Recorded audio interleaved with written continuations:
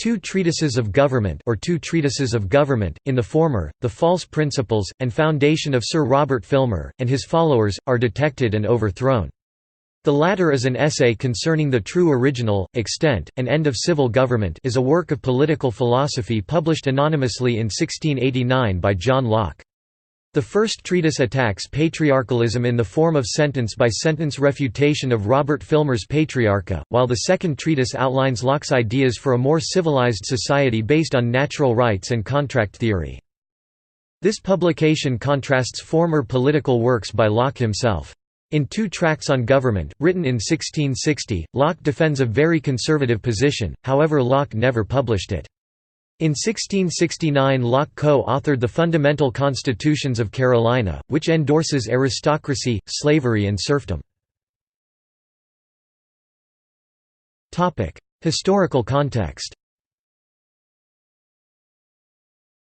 King James II of England of Scotland was overthrown in 1688 by a union of parliamentarians and the stadtholder of the Dutch Republic William III of Orange-Nassau, William of Orange, who as a result ascended the English throne as William III of England. This is known as the Glorious Revolution, also called the Revolution of 1688.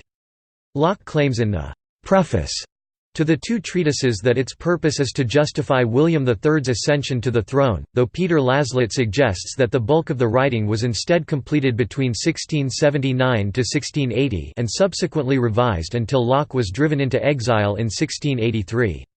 According to Laslett, Locke was writing his two treatises during the Exclusion Crisis, which attempted to prevent James II from ever taking the throne in the first place. Anthony Ashley Cooper, 1st Earl of Shaftesbury, Locke's mentor, patron and friend, introduced the bill, but it was ultimately unsuccessful. Richard Ashcraft, following in Laslett's suggestion that the two treatises were written before the Revolution, objected that Shaftesbury's party did not advocate revolution during the Exclusion Crisis. He suggests that they are instead better associated with the revolutionary conspiracies that swirled around what would come to be known as the Rye House Plot. Locke, Shaftesbury and many others were forced into exile, some, such as Sidney, were even executed for treason. Locke knew his work was dangerous. He never acknowledged his authorship within his lifetime. Publication history. Two Treatises was first published, anonymously, in December 1689 following printing conventions of the time. Its title page was marked 1690. Locke was unhappy with this edition, complaining to the publisher about its many errors. For the rest of his life, he was intent on republishing the two treatises in a form that better reflected his meaning. Peter Laslett, one of the foremost Locke scholars, has suggested that Locke held the printers to a higher standard of perfection than the technology of the time would permit.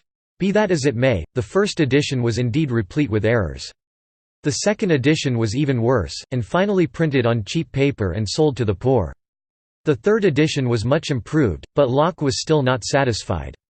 He made corrections to the third edition by hand and entrusted the publication of the fourth to his friends. As he died before it could be brought out, the two treatises begin with a preface announcing what Locke hopes to achieve, but he also mentions that more than half of his original draft, occupying a space between the first and second treatises, has been irretrievably lost. Peter Laslett maintains that, while Locke may have added or altered some portions in 1689, he did not make any revisions to accommodate for the missing section. He argues, for example, that the end of the first treatise breaks off in mid-sentence. In 1691, Two Treatises was translated into French by David Mazel, a French Huguenot living in the Netherlands. This translation left out Locke's preface, all of the first treatise, and the first chapter of the second treatise, which summarized Locke's conclusions in the first treatise. It was in this form that Locke's work was reprinted during the 18th century in France, and in this form that Montesquieu, Voltaire and Rousseau were exposed to it. The only American edition from the 18th century was printed in 1773 in Boston. It, too, left out all of these sections. There were no other American editions until the 20th century. Main ideas. Two Treatises is divided into the first treatise and the second treatise. The original title of the second treatise appears to have been simply, Book 2, corresponding to the title of the first treatise, Book I. Before publication, however, Locke gave it greater prominence by hastily inserting a separate title page, "An essay concerning the true original, extent and end of civil government." The first treatise is focused on the refutation of Sir Robert Filmer, in particular his Patriarcha, which argued that civil society was founded on a divinely sanctioned patriarchalism. Locke proceeds through Filmer's arguments, contesting his proofs from Scripture and ridiculing them as senseless, until concluding that no government can be justified by an appeal to the divine right of kings. The second treatise outlines a theory of civil society. Locke begins by describing the state of nature, a picture much more stable than Thomas Hobbes' state of "war of every man against every man", and argues that all men are created equal in the state of nature by God. From this, he goes on to explain the hypothetical rise of property and civilization, in the process explaining that the only legitimate governments are those that have the consent of the people. Therefore, any government that rules without the consent of the people can, in theory, be overthrown. First treatise. The first treatise is an extended attack on Sir Robert Filmer's Patriarcha. Locke's argument proceeds along two lines: first, he undercuts the scriptural support that Filmer had offered for his thesis, and second, he argues that the acceptance of Filmer's thesis can lead only to slavery and absurdity. Locke chose Filmer as his target, he says, because of his reputation and because he "carried this argument jure divino farthest, and is supposed to have brought it to perfection." 1 Tr. Section 5. Filmer's text presented an argument for a divinely ordained, hereditary, absolute monarchy. According to Filmer, the biblical Adam in his role as father possessed unlimited power over his children, and this authority passed down through the generations. Locke attacks this on several grounds. Accepting that fatherhood grants authority, he argues, it would do so only by the act of begetting, and so cannot be transmitted to one's children because only God can create life. Nor is the power of a father over his children absolute, as Filmer would have it. Locke points to the joint power parents share over their children referred to in the Bible. In the second treatise, Locke returns to a discussion of parental power. Both of these discussions have drawn the interest of modern feminists such as Carol Pateman. Filmer also suggested that Adam's absolute authority came from his ownership over all the world.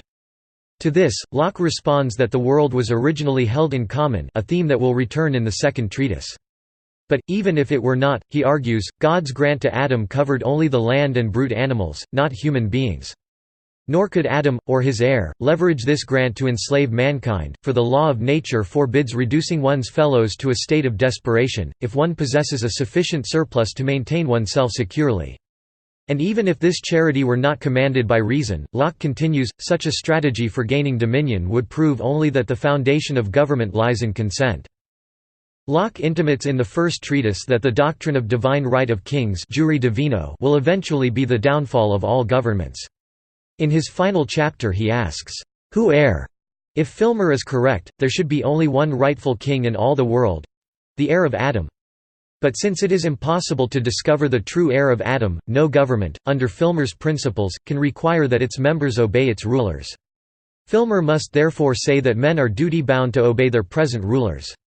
Locke writes, I think he is the first politician, who, pretending to settle government upon its true basis, and to establish the thrones of lawful princes, ever told the world, that he was properly a king, whose manner of government was by supreme power, by what means soever he obtained it, which in plain English is to say, that regal and supreme power is properly and truly his, who can by any means seize upon it, and if this be, to be properly a king, I wonder how he came to think of, or where he will find, an usurper. 1 Tr. Section 79. Locke ends the first treatise by examining the history told in the Bible and the history of the world since then. He concludes that there is no evidence to support Filmer's hypothesis. According to Locke, no king has ever claimed that his authority rested upon his being the heir of Adam. It is Filmer, Locke alleges, who is the innovator in politics, not those who assert the natural equality and freedom of man. Second treatise. In the second treatise, Locke develops a number of notable themes. It begins with a depiction of the state of nature, wherein individuals are under no obligation to obey one another but are each themselves judge of what the law of nature requires. It also covers conquest and slavery, property, representative government, and the right of revolution. State of nature. Locke defines the state of nature thus: to properly understand political power and trace its origins, we must consider the state that all people are in naturally. That is a state of perfect freedom of acting and disposing of their own possessions and persons as they think fit within the bounds of the law of nature. People in this state do not have to ask permission to act or depend on the will of others to arrange matters on their behalf. The natural state is also one of equality in which all power and jurisdiction is reciprocal and no one has more than another. It is evident that all human beings—as creatures belonging to the same species and rank and born indiscriminately with all the same natural advantages and faculties—are equal amongst themselves. They have no relationship of subordination or subjection unless God, the Lord and Master of them all, had clearly set one person above another and conferred on him an undoubted right to dominion and sovereignty. The work of Thomas Hobbes made theories based upon a state of nature popular in 17th-century England, even as most of those who employed such arguments were deeply troubled by his absolutist conclusions. Locke's state of nature can be seen in light of this tradition. There is not and never has been any divinely ordained monarch over the entire world, Locke argues. However, the fact that the natural state of humanity is without an institutionalized government does not mean it is lawless. Human beings are still subject to the laws of God and nature. In contrast to Hobbes, who posited the state of nature as a hypothetical possibility, Locke takes great pains to show that such a state did indeed exist. Actually, it still exists in the area of international relations where there is not and is never likely to be any legitimate overarching government, i.e., one directly chosen by all the people subject to it. Whereas Hobbes stresses the disadvantages of the state of nature, Locke points to its good points. It is free, if full of continual dangers 2nd tr. Section 123. Finally, the proper alternative to the natural state is not political dictatorship, tyranny but democratically elected government and the effective protection of basic human rights to life, liberty, and property under the rule of law. Nobody in the natural state has the political power to tell others what to do. However, everybody has the right to authoritatively pronounce justice and administer punishment for breaches of the natural law. Thus, men are not free to do whatever they please. The state of nature has a law of nature to govern it, which obliges every one, and reason, which is that law, teaches all mankind, who will but consult it, that no one ought to harm another in his life, health, liberty, or possessions." 2nd tr. Section 6. The specifics of this law are unwritten, however, and so each is likely to misapply it in his own case. Lacking any commonly recognized, impartial judge, there is no way to correct these misapplications or to effectively restrain those who violate the law of nature. The law of nature is therefore ill-enforced in the state of nature. If man in the state of nature be so free, as has been said, if he be absolute lord of his own person and possessions, equal to the greatest, and subject to no body, why will he part with his freedom? Why will he give up this empire, and subject himself to the dominion and control of any other power? To which it is obvious to answer, that though in the state of nature he hath such a right, yet the enjoyment of it is very uncertain, and constantly exposed to the invasion of others, for all being kings as much as he, every man his equal, and the greater part no strict observers of equity and justice, the enjoyment of the property he has in this state is very unsafe, very unsecure. This makes him willing to quit a condition, which, however free, is full of fears and continual dangers, and it is not without reason, that he seeks out, and is willing to join in society with others, who are already united, or have a mind to unite, for the mutual preservation of their lives, liberties and estates, which I call by the general name, property. 2nd tr. Section 123. It is to avoid the state of war that often occurs in the state of nature, and to protect their private property that men enter into civil or political society, i.e., state of society. Conquest and slavery. Ch. 4 of slavery and ch. 16 of conquest are sources of some confusion. The former provides a justification for slavery, the latter, the rights of conquerors. Because the fundamental constitutions of Carolina provided that a master had perfect authority over his slaves, some have taken these chapters to be an apology for the institution of slavery in colonial America. Most Locke scholars roundly reject this reading, as it is directly at odds with the text. The extent of Locke's involvement in drafting the fundamental constitutions is a matter of some debate, but even attributing full culpability for its contents and for his having profited from the Atlantic slave trade, the majority of experts will concede that Locke may have been a hypocrite in this matter, but are adamant that no part of the two treatises can be used to provide theoretical support for slavery by bare right of conquest. In the rhetoric of 17th-century England, those who opposed the increasing power of the kings claimed that the country was headed for a condition of slavery. Locke therefore asks, facetiously, under what conditions such slavery might be justified. He notes that slavery cannot come about as a matter of contract, which became the basis of Locke's political system. To be a slave is to be subject to the absolute, arbitrary power of another, as men do not have this power even over themselves, they cannot sell or otherwise grant it to another. One that is deserving of death, i.e., who has violated the law of nature, may be enslaved. This is, however, but the state of war continued 2 Tr. Section 24, and even one justly a slave therefore has no obligation to obedience. In providing a justification for slavery, he has rendered all forms of slavery as it actually exists invalid. Moreover, as one may not submit to slavery, there is a moral injunction to attempt to throw off and escape it whenever it looms. Most scholars take this to be Locke's point regarding slavery. Submission to absolute monarchy is a violation of the law of nature, for one does not have the right to enslave oneself. The legitimacy of an English king depended on somehow demonstrating descent from William the Conqueror. The right of conquest was therefore a topic rife with constitutional connotations. Locke does not say that all subsequent English monarchs have been illegitimate, but he does make their rightful authority dependent solely upon their having acquired the people's approbation. Locke first argues that, clearly, aggressors in an unjust war can claim no right of conquest, everything they despoil may be retaken as soon as the dispossessed have the strength to do so. Their children retain this right, so an ancient usurpation does not become lawful with time. The rest of the chapter then considers what rights a just conqueror might have. The argument proceeds negatively. Locke proposes one power a conqueror could gain, and then demonstrates how in point of fact that power cannot be claimed. He gains no authority over those that conquered with him, for they did not wage war unjustly, thus, whatever other right William may have had in England, he could not claim kingship over his fellow Normans by right of conquest. The subdued are under the conqueror's despotical authority, but only those who actually took part in the fighting. Those who were governed by the defeated aggressor do not become subject to the authority of the victorious aggressor. They lacked the power to do an unjust thing, and so could not have granted that power to their governors. The aggressor therefore was not acting as their representative, and they cannot be punished for his actions.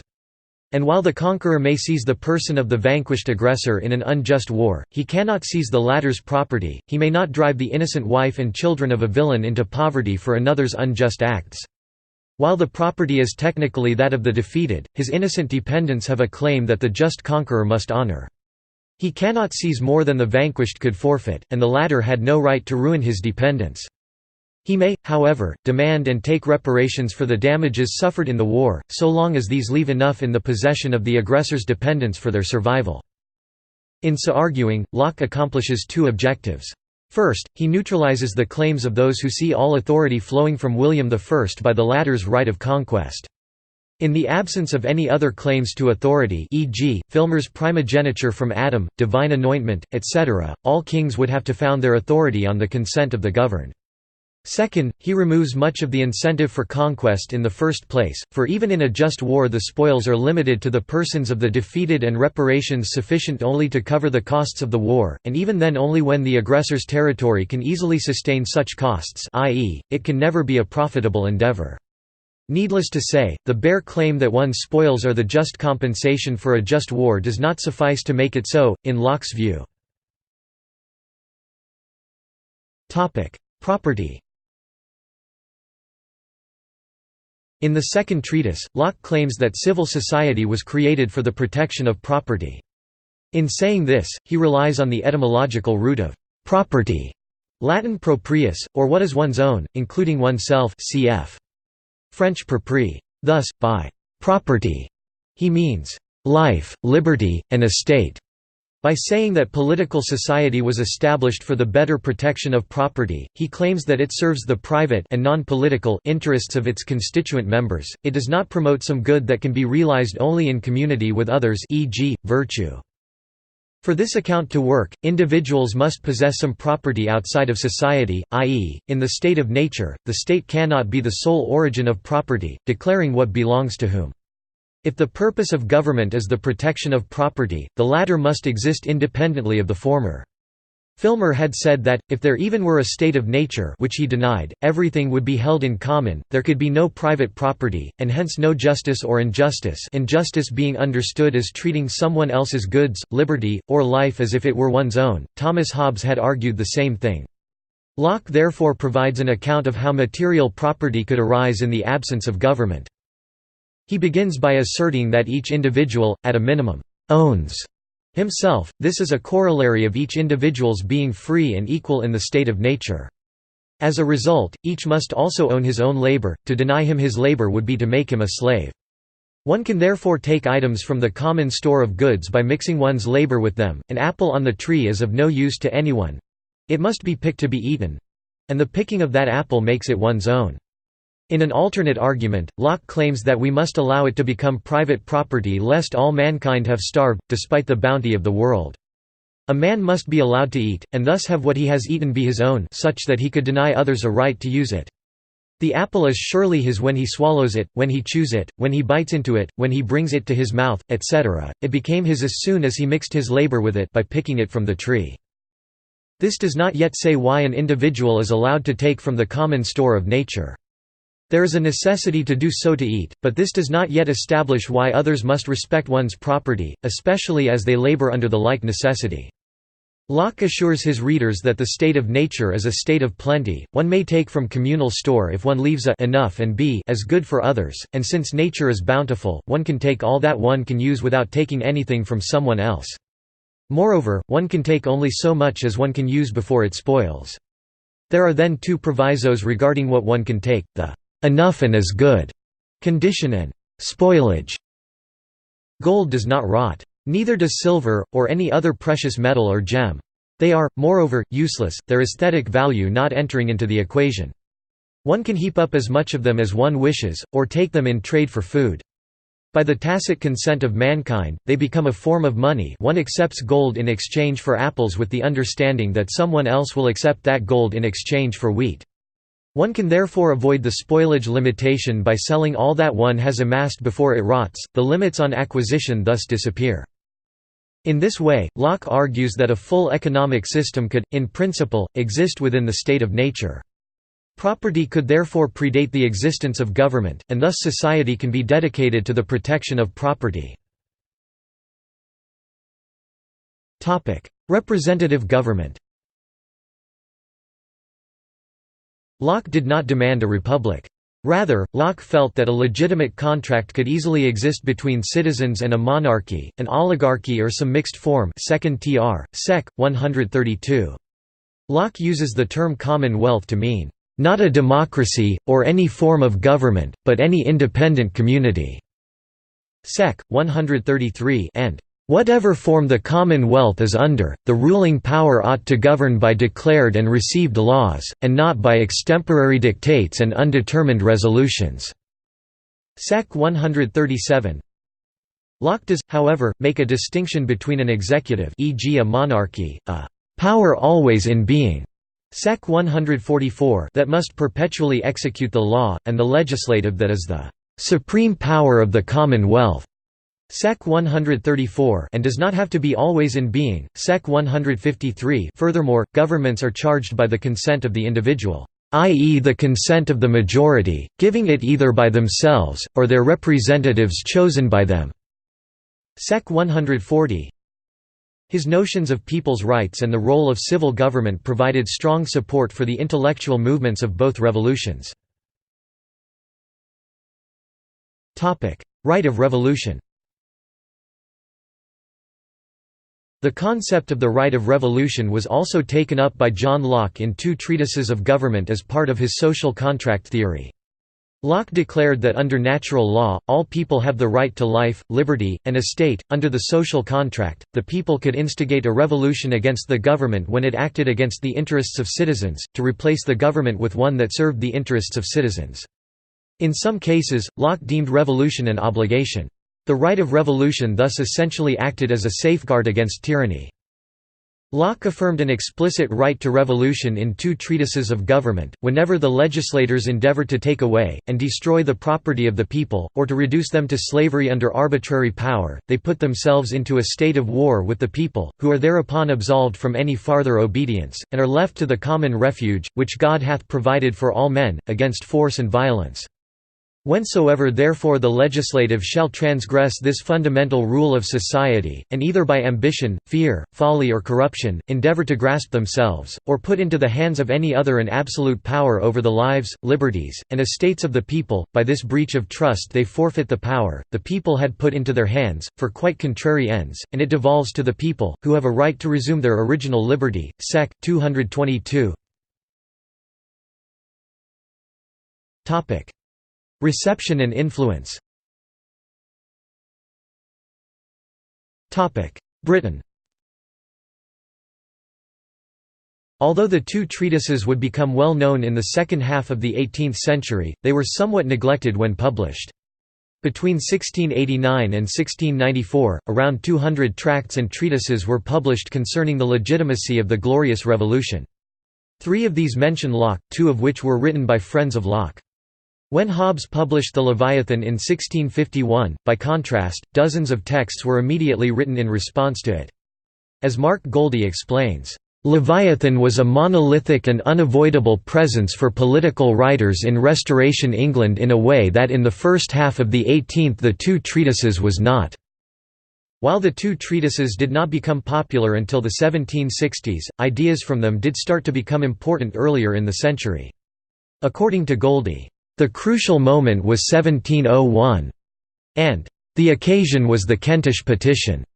The pamphlet war that ensued was one of the first times Locke's ideas were invoked in a public debate, most notably by Daniel Defoe. Locke's ideas did not go unchallenged, and the periodical The Rehearsal, for example, launched a "sustained and sophisticated assault" against the two treatises and endorsed the ideology of patriarchalism.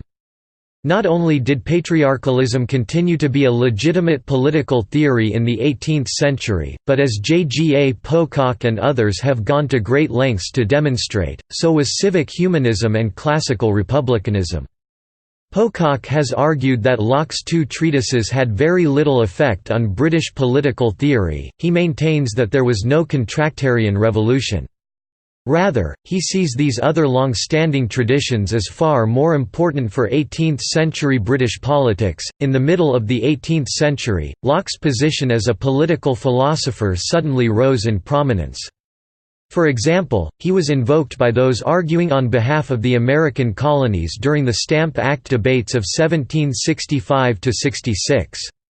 Marginalized groups such as women, dissenters and those campaigning to abolish the slave trade all invoked Lockean ideals. But at the same time, as Goldie describes it, a wind of doubt about Locke's credentials gathered into a storm.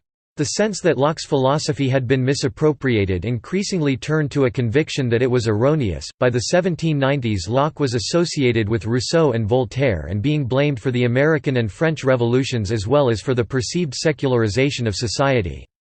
By 1815, Locke's portrait was taken down from Christ Church, his alma mater. It was later restored to a position of prominence, and currently hangs in the dining hall of the college.